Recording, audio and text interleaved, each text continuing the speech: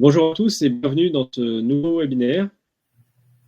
Donc, on est ravis de pouvoir échanger avec vous sur l'estimation de la valeur d'un bien, qui est pour nous un sujet primordial, donc très important sur lequel on souhaite quand même passer un petit peu de temps. Donc, on est sur la dernière partie de cette série de webinaires, qui est l'estimation de la valeur du bien. Donc, on a vu lors des différentes parties les différentes étapes, l'approche méthodologique, l'analyse du bien, l'analyse du marché, l'analyse des éléments contextuels. Donc là, c'est, je dirais, la production de l'analyse de valeur du bien. Donc il faut savoir que c'est une étape qui est très souvent faite trop rapidement, sur laquelle il faut prendre le temps en tout cas, de se poser, car c'est primordial, et c'est même une étape, je dirais, majeure dans votre processus de vente, de bien estimer votre bien par rapport au marché, d'être capable de défendre cette valeur. L'idée étant d'avoir l'estimation la plus fiable possible de façon à argumenter face aux acquéreurs. Donc, si vous avez déjà une estimation en votre possession, ce webinaire va vous servir en tout cas pour vérifier les différents points clés. Alors, pour mémoire, Tipstone est une agence spécialisée en transactions immobilières. On est issu d'une double culture, donc le monde de l'entreprise et le monde de l'immobilier. Au monde de l'immobilier, on a une expérience personnelle sur des investissements directs. Et moi, je suis Florent Moulin, agent immobilier chez Tipstone. J'ai notamment une expérience dans différents cabinets internationaux en immobilier comme Coldwell Banker et Keller Williams. Et je mets à profit aujourd'hui mon expérience pour vous accompagner dans la vente de votre immobilier. Alors, pour cette partie, je suis accompagné de M. Renaud, notre spécialiste en valorisation immobilière, qui va pouvoir vous apporter, en tout cas, tous les détails de la vie de valeur. Florent, merci beaucoup.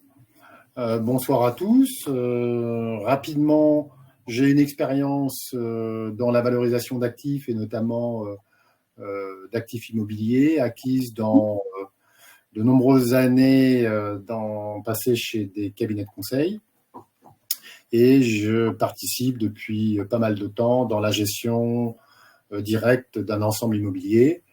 Et fort de ces deux cultures, eh bien, on est ravi d'identifier les bonnes pratiques et de vous restituer les sujets qui nous semblent les plus importants. Comme l'a évoqué Florent, l'objectif de ce webinaire consiste à estimer la valeur d'un bien, ô combien sujet essentiel, et on arrive là à la dernière étape, en fait, qui consiste à valoriser le bien. Alors, toutes les étapes précédentes ont été préparatoires. On a rappelé la méthode préconisée par la charte de l'expertise. On a expliqué dans les webinaires précédents comment il fallait analyser son bien de manière quantitative et qualitative. On a vu comment valoriser le prix du mètre carré et comment il fallait procéder pour le fiabiliser. On a évoqué les éléments contextuels et donc maintenant on va faire la synthèse de tout ça qui consiste à donner une valeur ou du moins une fourchette de valeur de votre bien et ce de manière argumentée. Les différentes étapes, un petit rappel méthodologique. On va indiquer les surfaces qu'on a identifiées dans les étapes précédentes et le prix du mètre carré. On va valoriser les composantes du référentiel normatif. Ensuite, on va valoriser les caractéristiques spécifiques. On va calculer le cumul des deux, définir un intervalle de valeur, procéder à des contrôles de cohérence et enfin, on abordera le document de synthèse qui est l'avis de valeur. Donc, rappel méthodologique, on a vu que les biens immobiliers étaient valorisés selon une méthode de comparaison. on se compare en fait aux biens comparables du quartier, ce qu'on appelle chez Tipstone le référentiel normatif. Donc on identifie un certain nombre de biens comparables, notamment sur la base des ventes récentes. On en fait la moyenne, ce qui permet de définir en fait un prix moyen. Et donc, c'est un petit peu ce qu'on a essayé de présenter dans la partie gauche en fait du tableau, où la composante du référentiel normatif, ça sera quoi? La surface habitable dans le cadre d'une maison, ça sera la loi Carrez dans le cadre d'un appartement, par les prix moyens constatés dans le quartier. Mais, comme on l'a vu, dans beaucoup de cas, eh bien, notre bien diffère pour partie du bien standard, du référentiel normatif, et donc c'est l'objet de la partie droite de la présentation, où il faut traiter et valoriser en fait les caractéristiques spécifiques. Et là, c'est du cas par cas.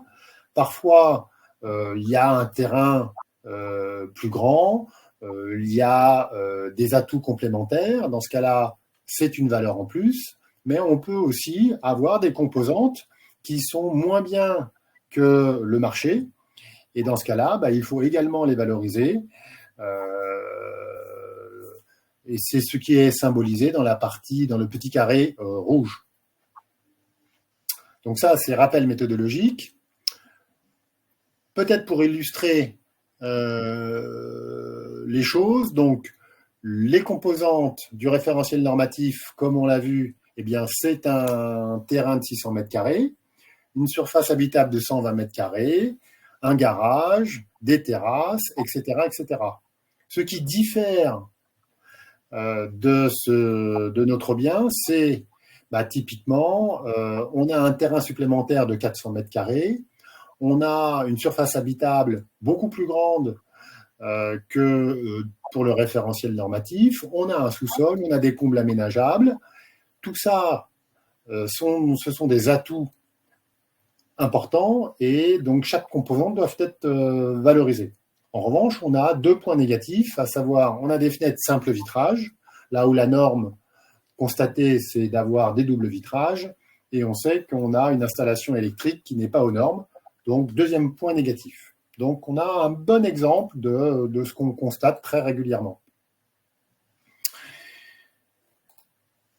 Donc, sur la partie gauche, on reprend les données qu'on vient de voir, et il faut les intégrer dans un tableur, avec, comme vous le voyez, une première partie haute, la partie construction, où on met en fait les différentes surfaces, la surface habitable, les surfaces de moins d'1,80 m, les surfaces aménageables, les rangements, les garages, les sous-sols, etc. avec les surfaces.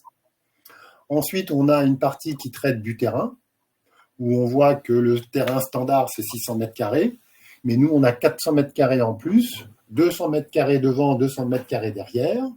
Et puis, on a les autres paramètres. Et vous voyez que dans la dernière colonne, eh bien, on indique si chacun de ces paramètres fait partie en fait du référentiel normatif, c'est le oui en bleu. S'il ne fait pas partie du référentiel normatif, ça peut être un point favorable, il est en vert. Ça peut être également des points négatifs, défavorables, et c'est les noms qu'on fait apparaître en rouge. Et donc, première étape, on construit le tableau selon construction, terrain et autres paramètres, et on indique clairement si chacune de ces composantes fait partie du référentiel normatif ou pas. Ensuite, on indique le prix du mètre carré qu'on a solidifié dans les étapes précédentes. Voilà, et donc là, en l'occurrence, c'est 2850 € du mètre carré. Et par exemple, sur le garage, comme le garage est intégré, on considère que le garage et qu'un terrain de 600 mètres carrés fait partie du référentiel normatif, il ne faut pas le valoriser 2 fois. Voilà. Il sera valorisé dans la surface habitable et par le prix moyen du mètre carré.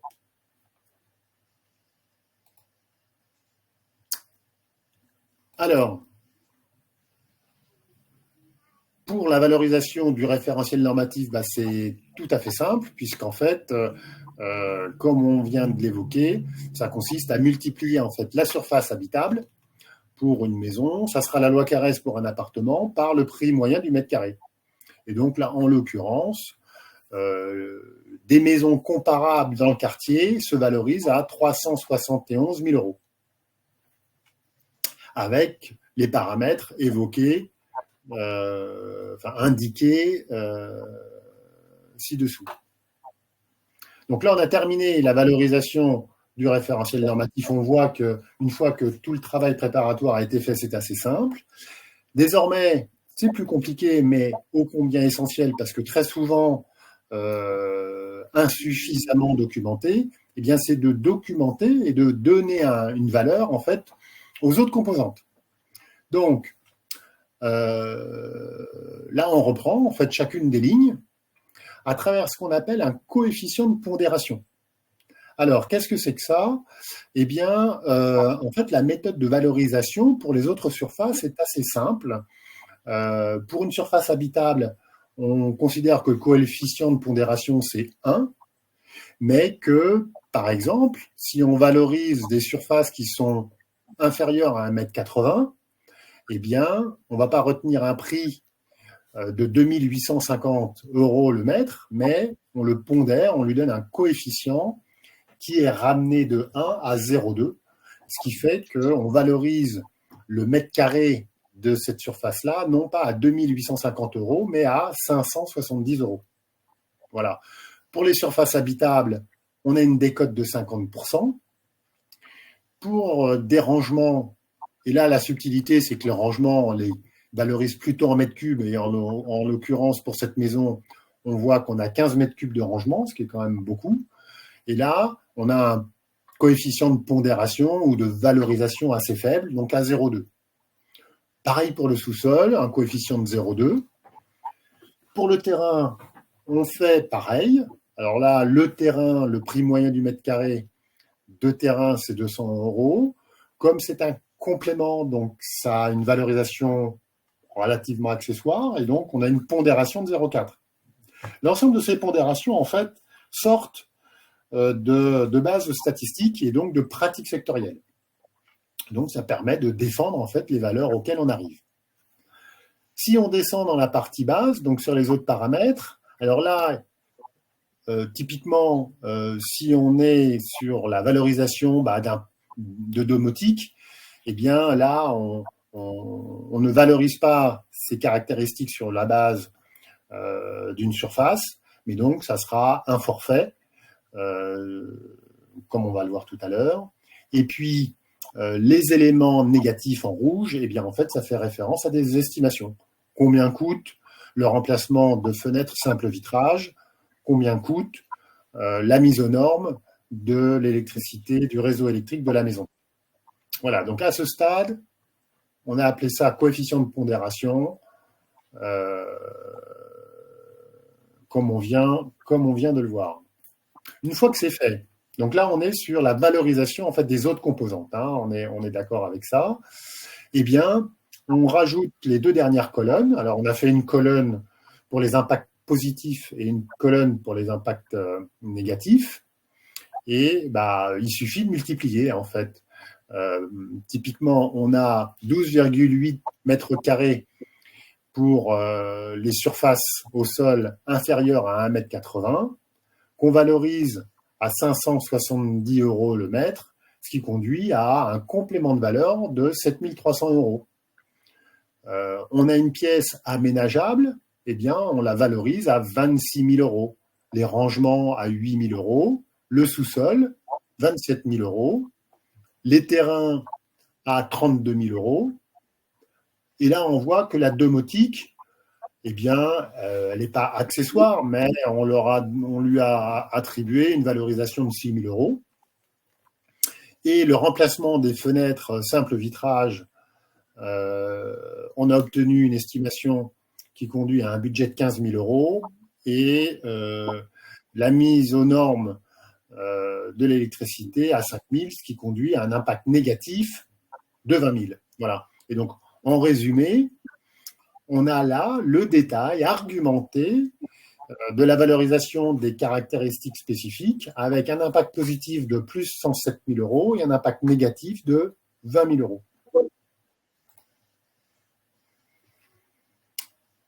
La synthèse de tout ça, donc on rajoute une dernière colonne où là, on cumule les plus et les moins et où on voit que au total, on a un référentiel normatif valorisé à 371 000 euros auquel on rajoute des impacts positifs de 107 000, auquel on déduit 20 000 et donc on arrive à une valorisation de 458 000 euros. Alors je ne sais pas si vous arrivez à lire tous ces chiffres, peut-être qu'ils sont trop petits. Là, si on reprend notre petite présentation méthodologique, donc on se souvient qu'on avait 2 composantes à valoriser, le référentiel normatif qui est valorisé à 371 000 euros, et par ailleurs, on valorise les caractéristiques spécifiques en vert plus 107, en rouge moins 20, ce qui conduit à une valorisation de 458 000 euros qu'on peut arrondir à 459 000 euros. Et on voit qu'à ce stade, on a tout un dossier justifiant en fait ces valeurs. Et c'est vraiment tout l'intérêt parce que, comme on l'a évoqué par ailleurs, au-delà de la notion de valeur, en fait, ce qui est important pour le marché, c'est la valeur perçue. Et donc la différence, c'est toute notre capacité à démontrer la valeur que représente le bien considéré. Et donc, tout ce travail repose sur la qualité d'un dossier justificatif. Et grâce à cette démarche, on dispose justement de l'ensemble de ces paramètres. Une fois qu'on a identifié donc le prix, il est important de définir en fait un intervalle de valeur. En fait, on sait très bien que un bien immobilier, on est sur un marché imparfait, et donc mieux vaut avoir une fourchette de valeur plutôt qu'un prix unique. Alors, cette fourchette, elle dépend beaucoup de l'indice de confiance sur lequel on a travaillé, notamment au regard du prix du mètre carré. Là, on a vu tout à l'heure que l'indice de confiance était élevé parce qu'on avait une très bonne qualité de base comparable. Et donc, on peut réduire l'intervalle de valeur à 3%. Et c'est pour ça que donc, on considère que pour nous, la valeur en fait de cet actif est comprise entre 445 000 euros et 472 000 euros. Avec une petite visualisation sur la partie droite. Bien sûr, une fois qu'on a ces chiffres, il est essentiel de vérifier nos calculs et la cohérence en fait de nos résultats. Alors, on a plusieurs manières de le faire, à savoir se rapprocher de transactions comparables individualisées et notamment se comparer avec le bien le plus cher, vendu récemment, le bien le moins cher, le bien peut-être le plus approchant, parce que souvent, lorsqu'on a établi en fait un échantillon de biens comparables, il y en avait certains qui étaient particulièrement proches d'une autre, et dans ce cas-là, on peut, en comparant le prix de vente, de vérifier le résultat auquel on arrive. On peut aussi, comme c'est indiqué, la petite carte avec toutes les couleurs, de comparer des prix moyens au mètre carré, parcelle par parcelle. Voilà, donc surtout, on n'oublie pas de faire des contrôles de cohérence. Et finalement, on met tout ça dans un document qui, chez nous, fait une quinzaine de pages et qui décrit et qui reprend en fait l'ensemble de la démarche et notamment les analyses du bien au niveau quantitatif et qualitatif qui rappelle et qui démontre le prix moyen du mètre carré, qui fait un point sur les éléments contextuels et les impacts, et qui rappelle bien sûr les différentes étapes de la valorisation du bien. Une fois que ça c'est fait, et c'est ce qu'on rappelle là, on a défini la valeur du bien, mais on n'oublie pas que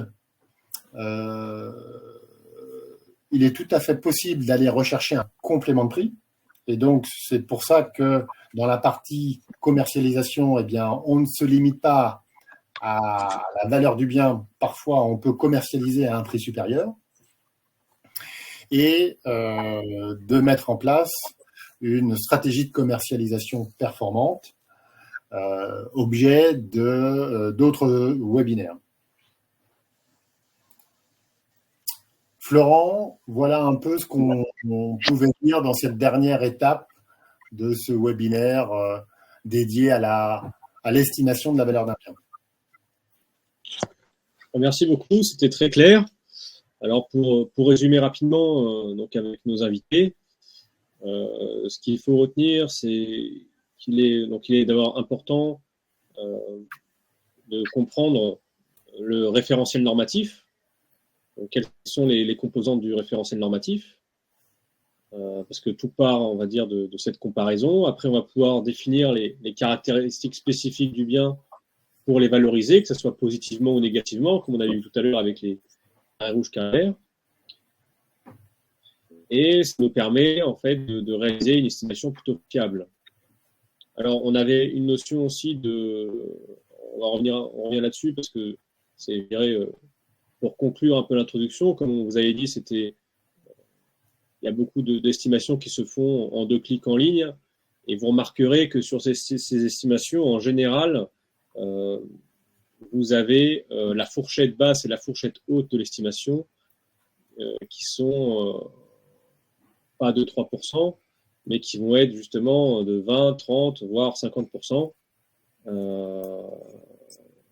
Et ce qui, je dirais, montre que ces outils ne vont pas au bout du travail. Forcément qu'un outil numérique, lui, ne va pas pouvoir prendre en compte les caractéristiques spécifiques de votre. Donc l'idée, en fait, d'avoir une méthodologie approfondie vous permet justement de vérifier et d'avoir du coup un analyse de confiance beaucoup plus fiable. Donc il est très important, autre point important, c'est de réaliser des contrôles de cohérence. Parce que lorsque vous avez défini une valeur, identifié la valeur, la fourchette de valeur, il faut vérifier qu'on est, par rapport à différents éléments clés, qu'on est dans le marché. Et donc, comme on a pu le voir, une fois que vous avez tous les éléments, ça permet de tout synthétiser dans un seul document qui est l'avis de valeur, qui permet de justifier en tout cas la valeur de votre bien. Donc, merci beaucoup d'avoir suivi cette série de webinaires avec nous. Surtout, n'hésitez pas à nous contacter si vous avez des questions par mail ou par téléphone. Et vous pourrez retrouver toutes nos vidéos directement sur notre site internet et assister à nos webinaires de formation. Merci. Merci à vous, à bientôt.